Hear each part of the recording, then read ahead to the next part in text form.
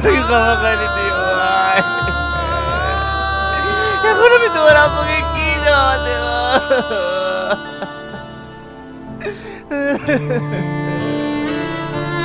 একটা পাগল মারা গেছে, ওর সাথে সাথে তুমিও পাগল হয়ে গেলে নাকি? এত কথার কি আছে? আপদ বিদায় হয়েছে। তুই কি মানুষ? একজন মারা গেছে আর তুই তোকে আপদ বলছিস? তুই জানিস এই কে? আজ চাকরি চলছে সব তোর জন্য। আমার জন্য মানে? হ্যাঁ তোর জন্য। এই যে তোর সামনে যা বলটা শুয়ে আছে না, এই কে জানিস? সামাদ।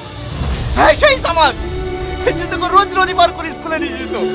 তুই অথচ সেটা তোকে কখনো বুঝতে চাইছি। তোকে পাগলের মতো ভালোবেসেছে।